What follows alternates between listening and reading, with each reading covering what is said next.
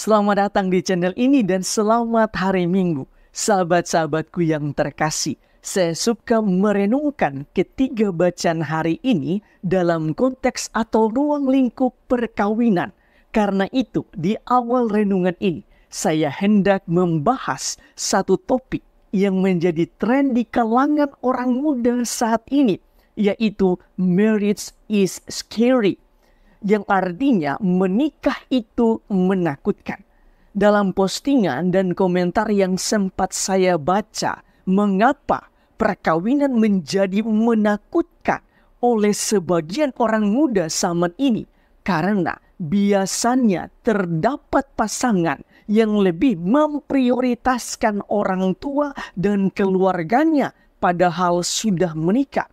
Ada juga kasus perselingkuhan KDRT yang biasanya diakhiri dengan perceraian, membuat orang muda takut memasuki jenjang perkawinan. Berhubungan dengan kasus perceraian, saya suka mengutip data dari CNN Indonesia berdasarkan laporan statistik Indonesia tahun 2024 tertanggal 7 Maret 2024. Di dalam laporan tersebut dicatat bahwa angka perceraian di Indonesia sempat meningkat pada tahun 2022 di angka 516.344 kasus. Namun angka tersebut kembali menurun pada tahun 2023 di angka 463.654 kasus. Berdasarkan data, banyak hal yang memicu perceraian, mulai dari perselingkuhan, kekerasan dalam rumah tangga, poligami, dan masih banyak lagi yang lain. Masalah perselisihan menjadi penyebab terbesar perceraian sebanyak 251.828 kasus, diikuti dengan alasan meninggalkan salah satu pihak dengan 34.322 kasus. Fakta-fakta inilah yang banyak diperlihatkan yang kemudian menjadi tren di kalangan orang muda tentang marriage is scary. Padahal ada juga fakta-fakta lain yang kurang diperlihatkan, yaitu tidak sedikit juga keluarga-keluarga yang mampu bertahan, tetap harmonis, bahkan sampai kakek nenek atau sampai maut memisahkan mereka. Hari ini di dalam bacaan yang kedua, Santo Paulus menggambarkan hubungan antara gereja dan Yesus sama seperti hubungan suami istri. Santo Paulus mengatakan, sebagaimana jemaat tunduk kepada Kristus, demikian pula lah istri hendaknya tunduk kepada suami dalam segala sesuatu. Hai suami, kasihilah istrimu sebagaimana Kristus telah mengasihi jemaat. Dalam arti tertentu, Santo Paulus hendak menekankan bahwa perkawinan adalah suatu relasi yang sakral, yang suci, sebagaimana relasi Yesus dan gerejanya yang juga adalah kudus, yang adalah suci dan sakral. Sedangkan bacaan pertama menceritakan bahwa bangsa Israel tetap memilih beribadah dan tidak memilih Allah lain. Mereka mengatakan, jauhlah dari kami meninggalkan Tuhan untuk beribadah kepada Allah lain. Kami pun akan beribadah kepada Tuhan sebab Dialah Allah kita. Hal serupa juga dialami oleh para rasul dan para murid lainnya di dalam bacaan Injil. Ketika banyak murid mulai meninggalkan Yesus karena bagi mereka ajaran Yesus begitu keras. Karena itu Yesus bertanya kepada ke-12 rasulnya, apakah kamu tidak mau pergi juga? Santo Petrus menjawab, Tuhan, kepada siapakah kami akan pergi?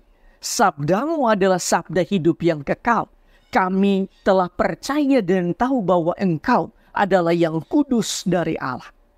Walaupun mereka ditantang dengan ajaran yang keras, tetapi ke-12 Rasul Yesus tetap bertahan karena mereka sungguh-sungguh percaya kepada Yesus. Sahabat-sahabatku yang terkasih, berdasarkan bacaan-bacaan hari ini, marilah kita merenungkan sejumlah remah permenungan. Pertama, di dalam bacaan yang pertama, Santo Paulus dengan indah menggambarkan hubungan suami istri seperti hubungan antara Yesus dan gereja. Santo Paulus hendak menekankan bahwa hubungan atau relasi suami istri adalah suatu relasi yang sakral, sebagaimana relasi antara Yesus dan gereja yang juga tidak dapat dipisahkan. Itulah mengapa gereja Katolik mengangkat derajat perkawinan sampai pada tahap sakramen, yaitu tanda kehadiran Allah, atau dengan kata lain, Allah turut hadir, Allah turut bekerja di dalam setiap perkawinan. Dengan kehadiran Allah inilah, maka perkawinan itu suci, kudus, sakral. Karena Allah yang hadir adalah Allah yang kudus dan suci.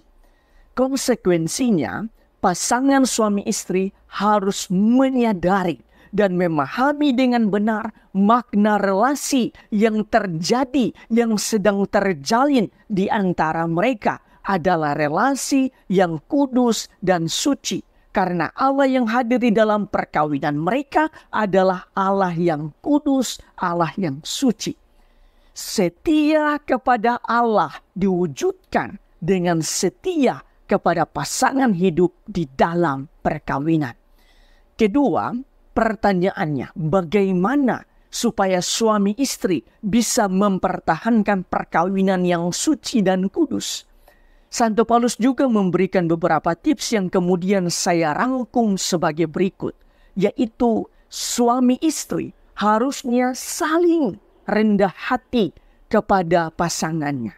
Suami istri hendaknya saling mematuhi satu dengan yang lain.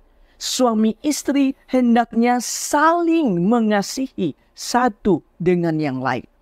Dalam arti tertentu, harus ada kesatuan antara suami dan istri. Dan kesatuan itu mengandaikan keseimbangan di dalam segala hal, yaitu saling mencintai, saling mengampuni, saling memberi perhatian, saling menasihati, saling menghargai, dan lain sebagainya. Terkadang perselisihan, konflik hadir di dalam keluarga karena hanya ada satu pihak yang berjuang. Sekali lagi, terkadang di dalam keluarga konflik itu hadir, perselisihan itu ada karena hanya ada satu pihak saja yang berjuang. Sehingga tak jarang juga perselisihan atau konflik itu berakhir dengan perselingkuhan dan perceraian. Maka keseimbangan dan kesatuan di dalam keluarga sangat dibutuhkan. Hendaknya juga mencintai dan berkorban seperti Yesus mencintai dan berkorban untuk kita semua. Ketiga, di dalam bacaan yang pertama dan bacaan Injil bangsa Israel dan juga para rasul yang diwakili oleh Santo Petrus menunjukkan kesetiaan mereka kepada Tuhan. Walaupun mereka ditantang untuk meninggalkan Tuhan, tetapi mereka tetap setia bersama Tuhan. Di dalam kehidupan perkawinan pun, suami istri akan menghadapi tantangan dan pergumulan yang tidak mudah yang datang silih berganti. Karena itu, lewat kedua bacaan ini, yaitu bacaan pertama dan bacaan Injil, Tuhan hendak mengajak para suami dan istri untuk tetap setia, tetap mengandalkan Tuhan di dalam segala situasi.